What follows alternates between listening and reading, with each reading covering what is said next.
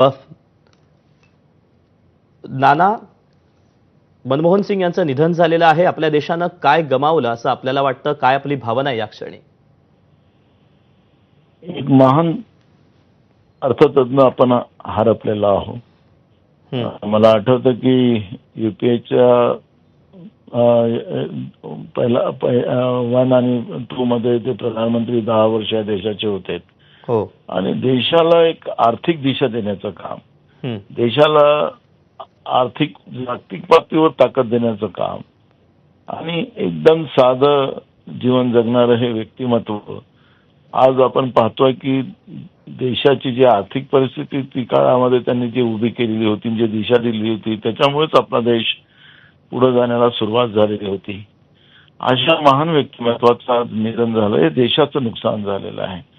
आणि त्याच्यामुळे या दुःखद घटनेचं म्हणजे त्यांच्याबद्दलचं शब्द पण कमी पडतील असं हे व्यक्तिमत्व आज आपल्यात नाही. त्याचं दुःख सगळ्यांनाच झालेलं आहे. खरं तर नाना बघायचं झालं तर राजकारणी सर्वच असतात, परंतु मनमोहन सिंग हे एक वेगळं व्यक्तिमत्व होतं. त्यांच्यातले कुठले असे पैलू आहेत जे तुम्हाला भावले होते?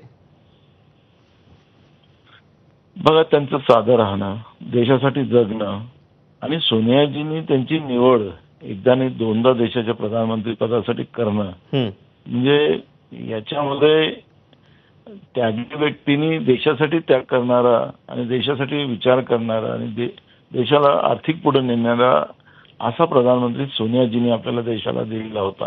आणि त्याच्यामुळे सर्वसामान्य जोपर्यंत ओळख म्हणजे डॉक्टर नरसिंहराव साहेबांच्या सरकारमध्ये ते अर्थमंत्री होते.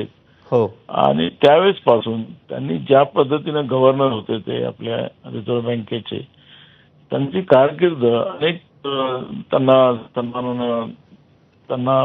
अनेक सन्मान त्यांना बाद झालेले होते. असं हे व्यक्तिमत्व आहे.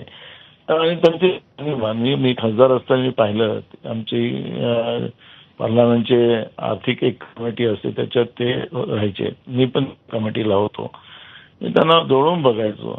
ते चिंता ती राजकीय व्यवस्थेची कधी त्यांनी केली नाही होती की देश हा आर्थिक मजबूत कसा होईल, सर्वसामान्य माणसाला न्याय कसा मिळेल आणि हा देश वेगानं जागतिक पातळीवर महासत्ताक कसा बनेल ही काळजी करणारं हे व्यक्तिमत्व होतं. त्यामुळे मी त्यांना जवळून माझ्या कमिटीमध्ये पण मी त्यांना पाहत होतो. खूप साऱ्या गोष्टी शिकण्यासारख्या त्यांच्यापासून आम्हाला मिळाल्या. पण त्यांच्यासाठी शब्द अपुरे पडतात असं हे व्यक्तिमत्व होतं.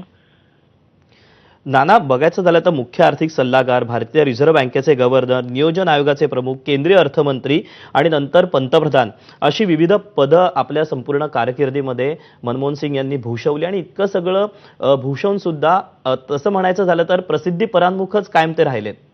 बरोबर बरोबर. आणि म्हणून त्यांना न बोलणारे प्रधानमंत्री असं त्यांना काही लोक बोलायचे. पण त्यांनी कधी त्याची काळजी केली नाही. कमी बोलायचं आणि देशाबद्दलची चिंता करायची आणि देशाला प्रत्येक लोकांना न्याय कसा मिळेल असं हे व्यक्तिमत्व होतं. त्याच्यामुळे प्रसिद्धीपेक्षा माझा देश व्यक्तिमत्व देशाला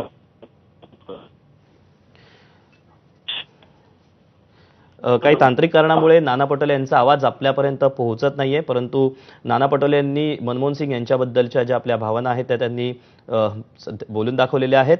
मनमोहन सिंग यांचं काहीच वेळापूर्वी निधन झालेलं आहे आणि आपल्यासोबत मनमोहन सिंग यांचे